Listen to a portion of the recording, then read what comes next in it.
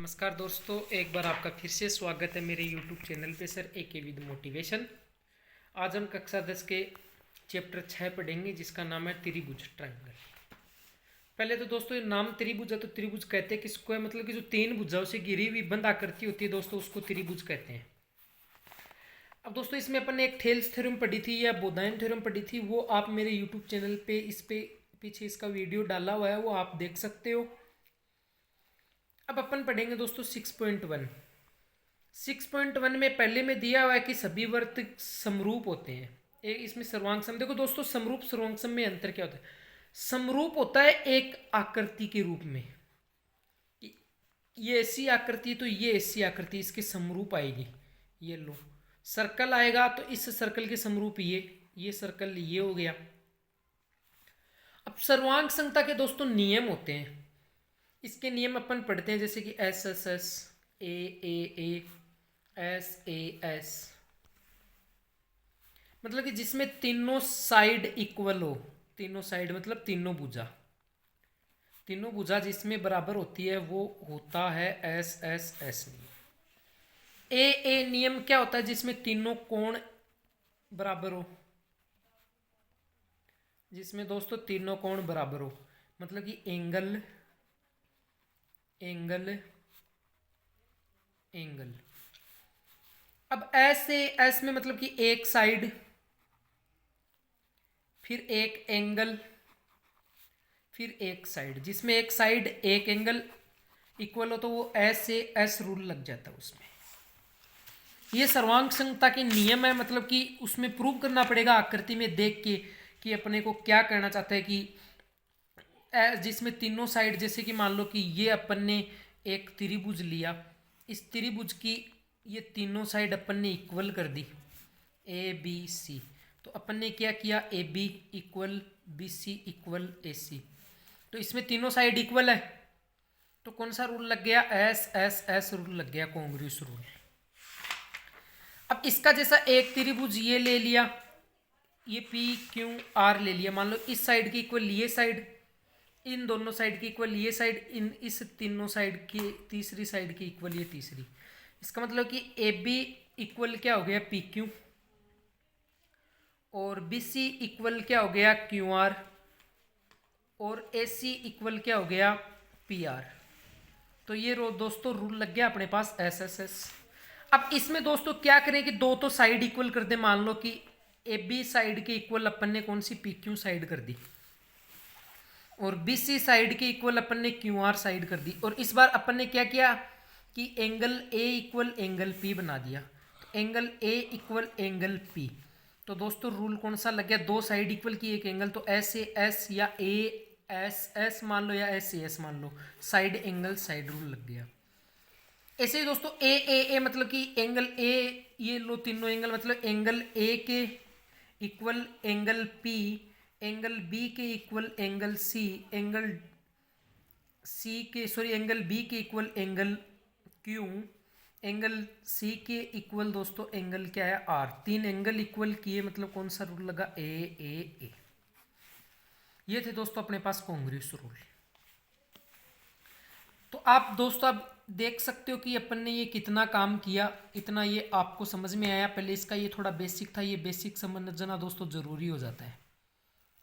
अब इसमें देखो सेकंड क्वेश्चन क्या बोला कि यहाँ पे बोला कि सभी, इसमें सेकंड क्वेश्चन बोल रहा है कि सभी वर्ग खालिस्तान होते हैं। अब वर्ग क्या होते हैं, अभी मैंने बताया कि आकृति जो होगी कैसा होगी, समरूपी होगी।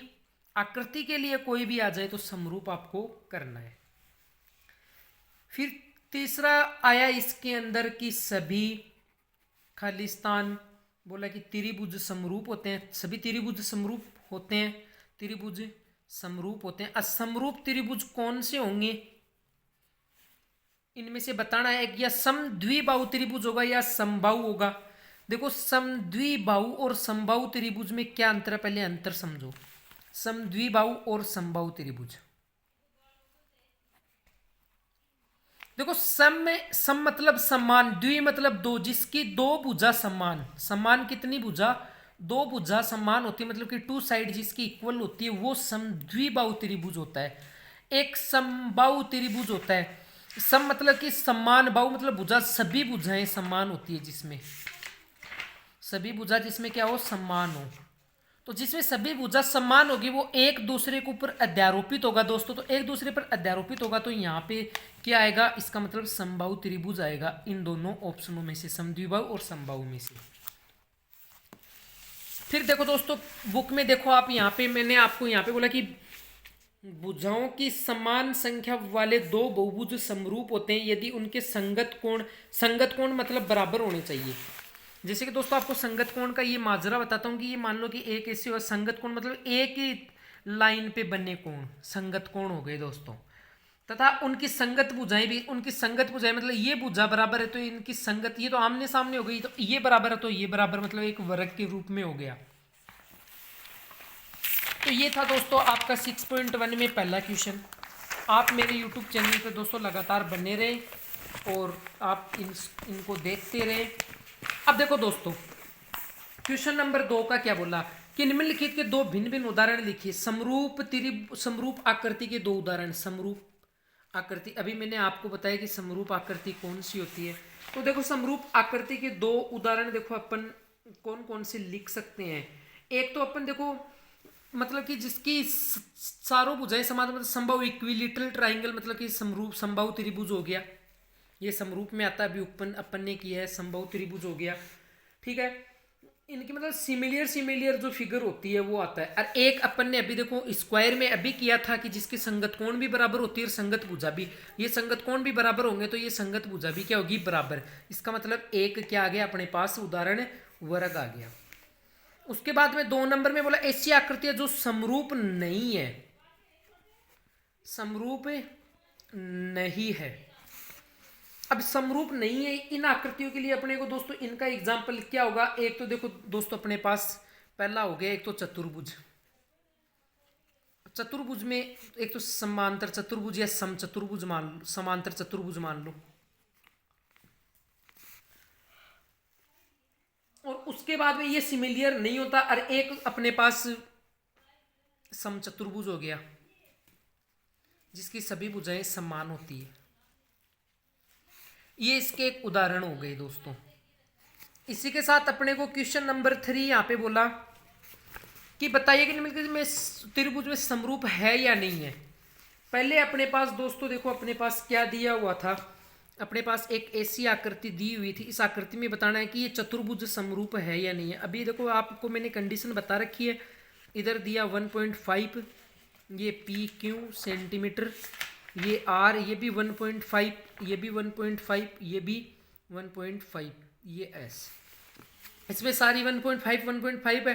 तो ये बोला कि निम्नलिखित चतुर्भुज समरूप है या नहीं है। अभी आप पन्ने पढ़ा कि चतुर्भुज समरूप नहीं होता, तो इसका मतलब ये समरूप क्या होगा, नहीं होगा। उसके बाद में वर्ग के लिए अपन ने बोला ये समरूप होगा क्योंकि ये जैसा का जैसा उसके ऊपर रखा जाएगा। उसके बाद में सेकंड का इसमें दिया हुआ अपने को वो एक ऐसे वर्ग दिया हुआ है।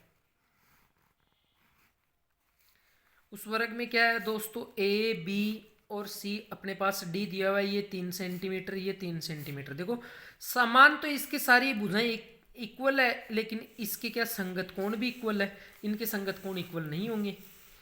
इसलिए अपने पास क्या हुआ कि ये अपने पास में समरूप त्रिभुज दोस्तों ये आकृति हो जाएगी।